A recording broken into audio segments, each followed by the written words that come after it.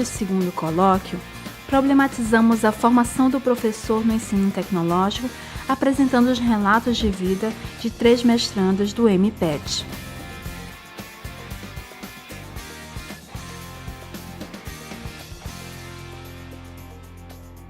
Meu primeiro ano como professora foi um choque, porque eu não sabia lidar com aquelas crianças. Então eu voltei para a universidade e bati lá da porta dos professores e falei assim, gente, eu cheguei e falei com a professora Maria Quitéria, que foi que me recebeu. Eu cheguei de uma forma como se eu quisesse inquirir. Por quê? Por que o curso de pedagogia não me preparou? Porque eu não estou pronta, né, para ser professora. Então aí eu comecei a conversar com ela, vamos fazer assim, professora? Vamos iniciar aqui um processo de pesquisa para entender os egressos aqui da pedagogia, como eles estão, quais são os seus maiores embates na realidade, para que nós possamos propor mudanças no currículo da pedagogia, da proposta curricular do curso, né?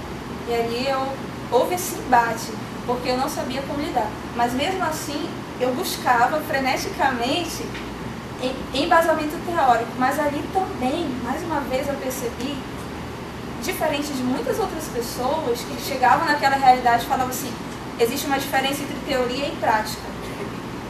Mas naquele momento eu não conseguia pensar, nossa, eu passei 4 anos e meio da minha vida e convivendo com tudo aquilo para chegar na prática e dizer assim, todos esses 4 anos e meio não me valeram de nada, a teoria não vai influenciar a minha prática, eu não aceitava aquilo.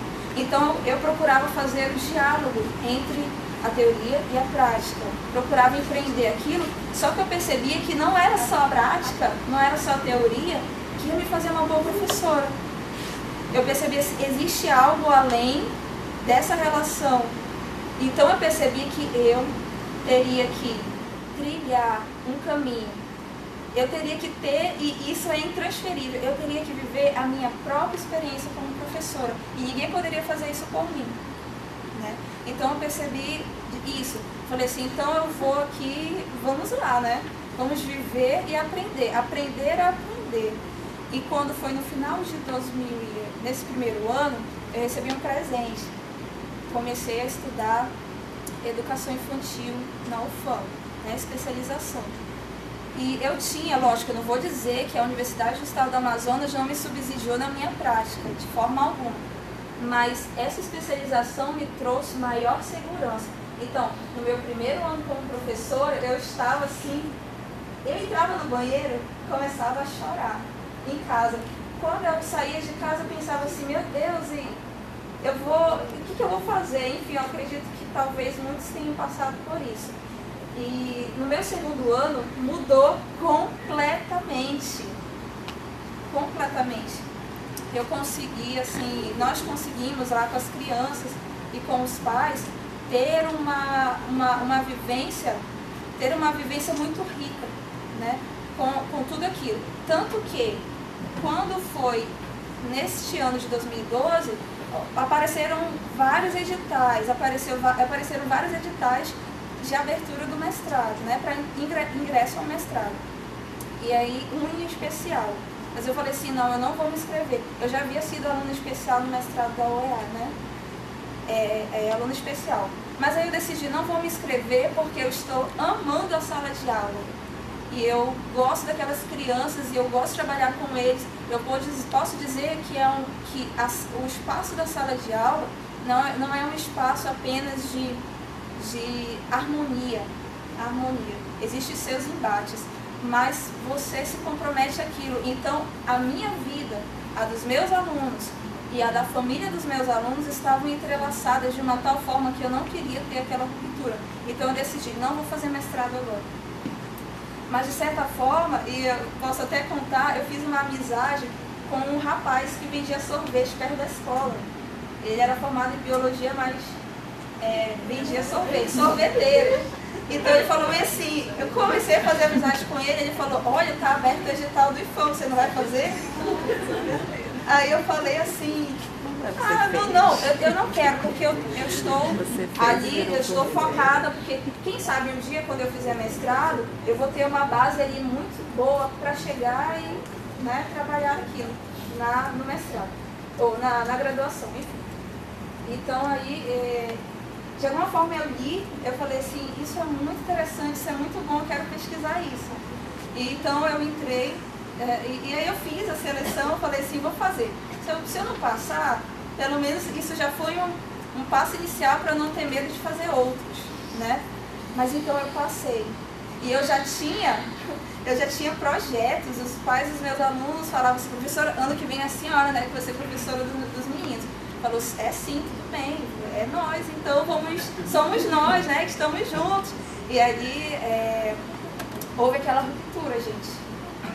E como lidar com essa ruptura? Então, quando eu cheguei aqui, para me sentir dentro desse processo do mestrado, eu tive que fazer um distanciamento, tive que fazer uma ruptura. Então, eu construí dentro das minhas dimensões, enquanto professora, enquanto pessoa, falei assim, não, esse mestrado, ele vai me ajudar a me melhorar enquanto pessoa, porque eu não posso dar aquilo que eu não tenho, enquanto pessoa, e vai me ajudar a servir melhor, como professora, como servidora pública, né?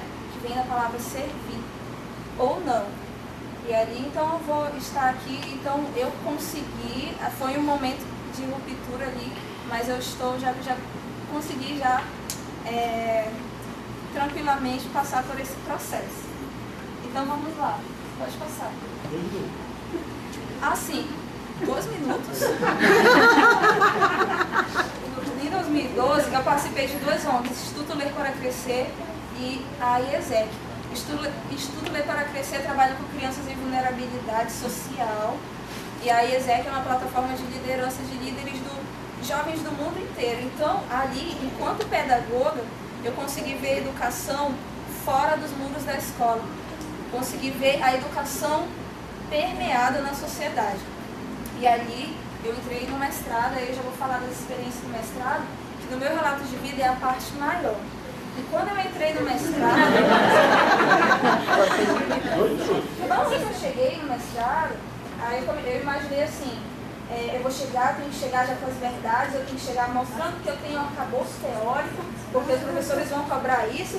E quando eu cheguei aqui, vou fazer que nem a leitura do Bruno Latour, que ele trouxe ali, na porta do inferno de Dante estava escrito, deixai a esperança, ó vós quem traz.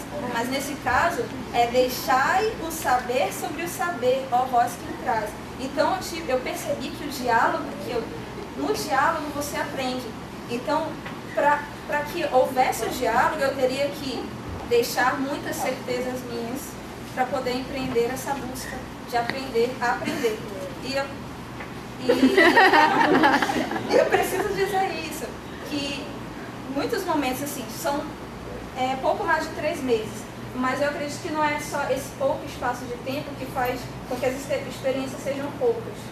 Eu me vi realmente como uma estudante, de fato, aquela não só reprodutora do conhecimento, mas aquela também ativa no processo de conhecimento, né?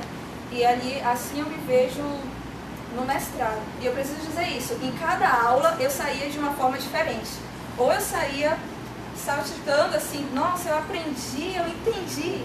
Mas em outras aulas, poxa vida, não sei o que está acontecendo, eu não entendi, não sei de nada. Ou uma hora eu sabia, outra hora eu não sabia. Então era essa questão, né?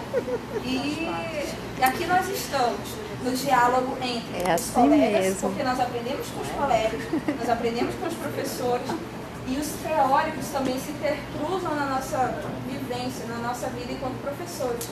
E aqui estamos, como disse, me permitam dizer para finalizar, né, que o processo do mestrado está sendo muito rico, que está sendo mais do que um empreendimento profissional, um empreendimento também de pessoa humana, de você ver o outro de uma forma diferente.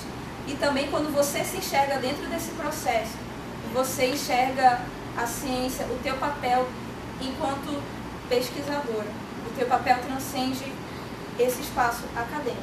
Então, se me permitam dizer, a última citação, essa citação foi do autor, que agora eu sei o primeiro nome dele, mas me desculpe, eu não me recordo o sobrenome, que ele é autor dos quadrinhos do Haroldo. aquele menino muito provocativo, que ele diz que a vida é como uma topografia. Há momentos de picos de felicidade e de satisfação. Há vales que são chatos, momentos de marasmo, mas também há depressões de fracassos, de incertezas. E assim a gente vai vivendo e se fazendo, lembrando, não individualmente, mas em conjunto. Então é isso. Muito bom.